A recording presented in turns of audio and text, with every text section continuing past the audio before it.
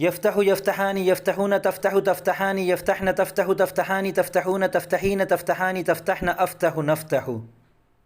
اگر آپ پہلی مرتبہ یہ ویڈیوز دیکھ رہے ہیں تو آپ کو بتا دوں کہ اس کورس میں شامل ہونے کے 3 طریقے ہیں۔ پہلا طریقہ تو یہ ہے کہ آپ اسباق کو دھیان سے سنیں، ان میں جو کام دیا ہوا ہے وہ کام آپ کر کے نیچے تبصرہ خانے میں مجھے دکھائیں، میں انشاءاللہ آپ کا کام چیک کروں گا۔ دوسرا طریقہ یہ ہے کہ ڈسکرپشن میں دیے ہوئے لنک پر کلک کریں اور واٹس ایپ میں ہمارے جو گروپ ہے، مردوں کے لیے الگ گروپ ہے، خواتین کے لیے الگ، اس میں شامل ہو جائیں۔ وہاں آپ اپنا کام وائس ریکارڈنگ میں پیش کریں گے اور آپ کا کام وہاں پورا چیک کیا جائے گا، آپ کی رہنمائی کی جائے گی۔ تیسرا طریقہ یہ ہے کہ میرے واٹس ایپ نمبر پر مجھ سے براہ راست رابطہ کریں اور پرائیویٹ طور پر یہ کورس مجھ سے کریں، اور ان ویڈیوز میں جو کام آپ کو دیا جائے وہ کام آپ کریں اور کر کے مجھے پرائیویٹ طور پر واٹس ایپ پہ دکھائیں۔ اب شروع کرتے ہیں آج کا سبق، اور اس سبق کو دھیان سے سنیے گا اور اس میں جو کام دیا گیا ہے وہ ضرور کیجیے گا۔ اگر آپ نے صرف سننے پر اکتفا کیا تو علم الصرف کی مہارت صرف سننے سے کبھی بھی حاصل نہیں ہوتی، آپ کو یاد کرنا پڑے گا اور باقاعدہ آپ کو رٹنا پڑے گا، رٹا لگانا پڑے گا۔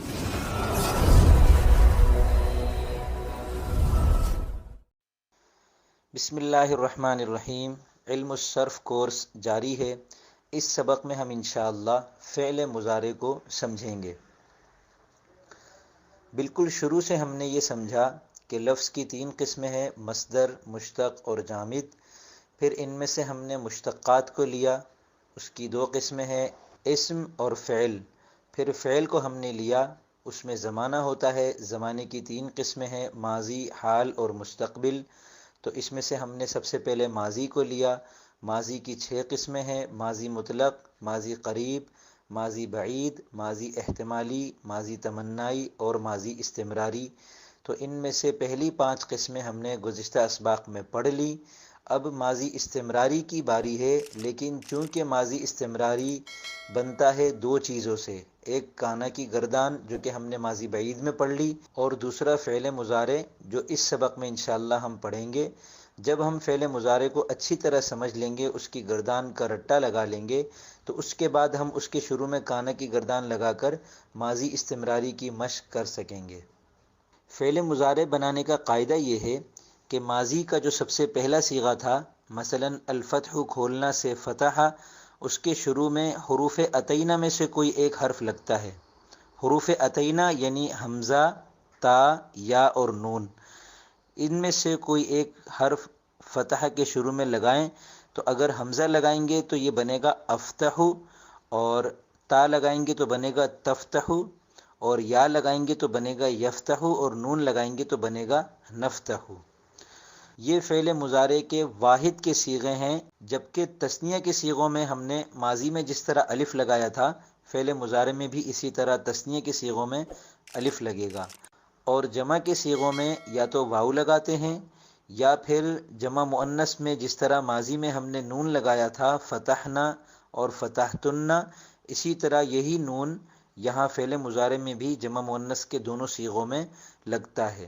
تو اب گردان ملاحظہ کیجئے، یفتح یفتحان یفتحون، تفتح تفتحان یفتحن، تفتح تفتحان تفتحون، تفتحین تفتحان تفتحن، افتح نفتح۔ تو یہ گردان فعل مضارع کی بن گئی۔ اس میں مزید دیکھ لیں، واحد کے جو صیغے ہیں ان میں سے واحد مذکر غائب ہے یفتح، یعنی شروع میں صرف یا کا اضافہ ہے، اور واحد مؤنث غائب اور واحد مذکر حاضر، یہ دونوں بالکل ایک جیسے ہیں، یعنی تفتح تفتح۔ واحد مؤنث حاضر کو بناتے ہیں تفتحین، اور واحد متکلم افتح اور جمع متکلم نفتح۔ تو گویا یفتح تفتح تفتح افتح نفتح چھوٹے صیغے ہیں، اور تفتحینہ جو ہے واحد مؤنث حاضر کا صیغہ، یہ تھوڑا سا لمبا ہے، اس کے آخر میں نون زبر نا کا اضافہ کیا گیا ہے، اور یہی نون دیگر تمام صیغوں میں بھی ہے، یعنی تثنیہ اور جمع کے جو صیغے ہیں ان کے آخر میں بھی نون ہے۔ البتہ جو تثنیہ کا نون ہے اس کے نیچے زیر ہے، اور جو جمع کا نون ہے اس کے اوپر زبر ہے۔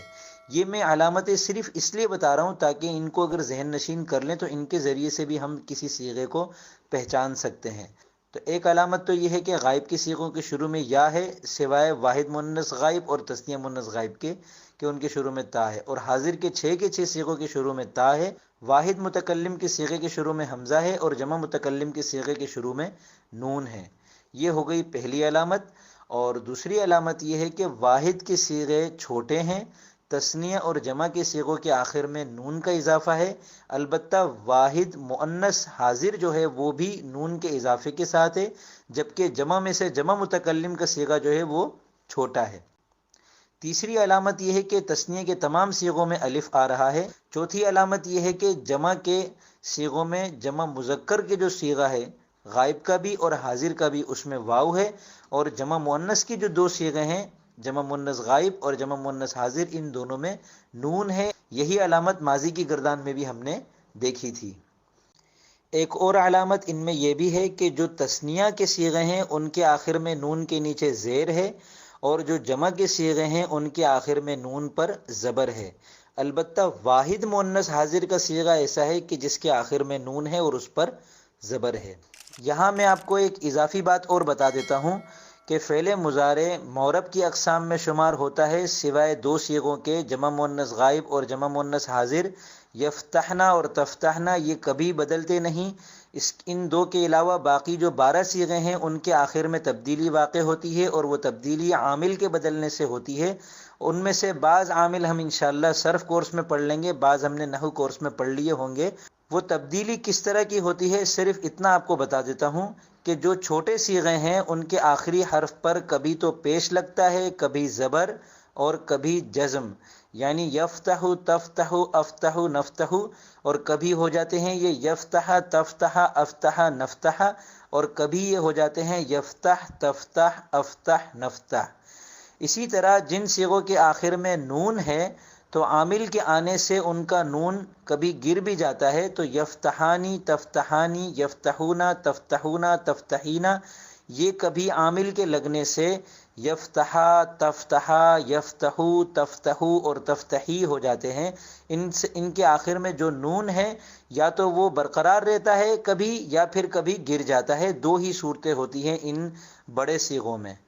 مزید یہ دیکھیں کہ فعل مضارع کی اس گردان میں واحد مؤنث غائب اور واحد مذکر حاضر کے صیغے بالکل ایک جیسے ہیں، یعنی تفتح تفتح، اور تثنیہ کے 3 صیغے تثنیہ مؤنث غائب، تثنیہ مذکر حاضر، تثنیہ مؤنث حاضر تینوں بالکل ایک جیسے ہیں، تفتحانی تفتحانی تفتحانی۔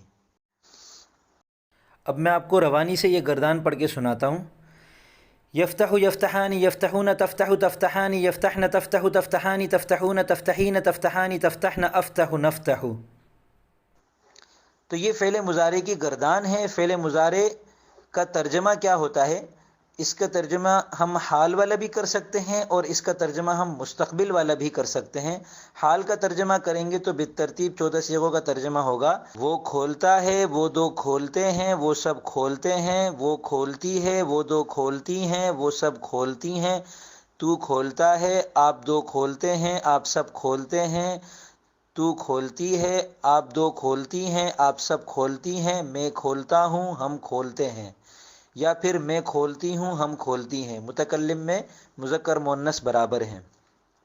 اسی طرح حال کے ترجمے کی ایک صورت اور بھی ہے۔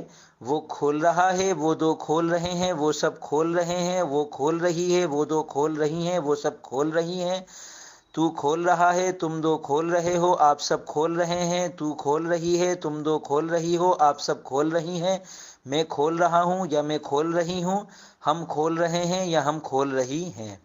یہ ہے اس فعل مضارع کا حال والا ترجمہ، جس کی 2 الگ الگ صورتیں ہیں۔ دونوں کی عربی اسی طرح بنے گی۔ اور فعل مضارع کو ہم مستقبل والا ترجمہ بھی کر سکتے ہیں۔ وہ اس طرح ہوگا، وہ کھولے گا، وہ دو کھولیں گے، وہ سب کھولیں گے، وہ کھولے گی، وہ دو کھولیں گی، وہ سب کھولیں گی، تو کھولے گا، تم دو کھولو گے، آپ سب کھولیں گے، تو کھولے گی، تم دو کھولو گی، آپ سب کھولیں گی، میں کھولوں گا یا میں کھولوں گی، ہم کھولیں گے یا ہم کھولیں گی۔ تو یہ فعل مضارع کا ترجمہ ہے، یعنی فعل مضارع کے اندر حال والا بھی ترجمہ کر سکتے ہیں، مستقبل والا ترجمہ بھی کر سکتے ہیں۔ تو گویا فعل کے اندر زمانے کے اعتبار سے جو 3 قسمیں ہم نے پڑھی تھی، ماضی، حال اور مستقبل، تو ماضی کے لیے ہم نے ماضی کی 6 قسمیں پڑھی، ان میں سے ایک باقی ہے جو آئندہ سبق میں پڑھیں گے، جو الحمدللہ سمجھ میں آ گئی ہوگی۔ رٹا لگانے کے اعتبار سے اس کو ہم اگلے سبق پہ رکھتے ہیں، اور باقی حال اور مستقبل کے لیے یہ فعل مضارع ہے. اس کا نام فعل مضارع ہے. نام بظاہر تھوڑا سا مشکل ہے، آپ کو یاد کرنا ہوگا کیونکہ گرامر کی کتابوں میں یہ نام بکثرت استعمال ہوتا ہے. تو یہ فعل مضارع یہ نام آپ کو 3-4 مرتبہ آپ دہرائیں گے تو آپ کو پھر آسان لگے گا. ایک چیز جب اجنبیت ہوتی ہے تو وہ مشکل ہوتی ہے، جب اس کی اجنبیت آپ ختم کر دیتے ہیں تو اس کی مشکل بھی ختم ہو جاتی ہے اور وہ آسان ہو جاتی ہے. تو فعل مضارع ہم نے پڑھا، اس کے اندر حال بھی ترجمہ کر سکتے ہیں، اس میں ہم مستقبل والا ترجمہ بھی کر سکتے ہیں. تو اب پہلا کام آپ کا اس سبق کا یہ ہے کہ یہ پوری گردان ترجمے کے ساتھ اپنی کاپی پر لکھیں. دوسرا کام یہ ہے کہ یہ پوری گردان اچھی طرح یاد کریں، ان کا ترجمہ بھی یاد کریں. اور ترجمہ ایک آدھ مرتبہ سمجھنے کے اعتبار سے یاد کر لینا ضروری ہے، گردان کو البتہ اچھی طرح ازبر کرنا ہوگا. اس کے بعد تیسرا کام یہ ہے کہ اس گردان کو 500 مرتبہ دہرائیں فتح یفتح سے، یعنی یفتح یفتحان یفتحون تفتح تفتحان یفتحن تفتح تفتحان تفتحون تفتحین تفتحان تفتحن افتح نفتح، اس طرح اس گردان کو 500 مرتبہ دہرائیں. اگلا کام یہ ہے کہ 5 الگ الگ مادوں سے 100 مرتبہ فعل مضارع کی یہ گردان دہرائیں. ٹھیک ہے. اور آخری کام یہ ہے کہ الگ الگ مادوں سے ماضی اور مضارع کے، ماضی کی جو 5 قسمیں پڑھیں اور مضارع کی یہ ایک قسم اور پڑھ لی، تو یہ کل 6 گردانیں آپ نے پڑھ لی ہیں. تو الگ الگ آپ مادے لیں. صفوۃ المصادر کتاب یقیناً آپ نے خرید لی ہوگی، اس میں سے دیکھ کر 4-5 الگ الگ مادے یا جتنے بھی آپ لے لیں ان میں سے 50 صیغے اپنی کاپی میں لکھیں اور اسی طرح لکھنے ہیں نمبر شمار، اس کے بعد عربی صیغہ، اس کے بعد اس کا اردو ترجمہ اور پھر صیغے کا نام. مثلا نمبر 1 لگایا آپ نے اور اس کے بعد آپ نے لکھا تجعلانی، اور پھر اس کے بعد اس کا ترجمہ لکھا وہ 2 بناتی ہیں، اور پھر آگے آپ نے اس صیغہ کا نام لکھا تثنیہ مؤنث غائب. امید کرتا ہوں یہ ویڈیو آپ کو سمجھ میں بھی آئی ہوگی، پسند بھی آئی ہوگی، اور آج کا جو کام آپ کو ملا ہے وہ یقیناً آپ کریں گے. کام کرنے کے بعد یا تو نیچے تبصرہ خانے میں مجھے دکھائیں، میں انشاءاللہ آپ کا کام چیک کروں گا، اور اس کی کوئی فیس نہیں ہے. یا ڈسکرپشن میں دیے ہوئے لنک پر کلک کریں اور واٹس ایپ گروپ کو جوائن کر لیں، اس کی ماہانہ فیس ہے. یا پھر مجھ سے پرائیویٹ طور پر واٹس ایپ پر رابطہ کریں اور پرائیویٹ مجھ سے کورس کر لیں، وہاں مجھے کام دکھائیں، اس کی فیس الگ ہے. اب میں اجازت چاہوں گا. فی امان اللہ.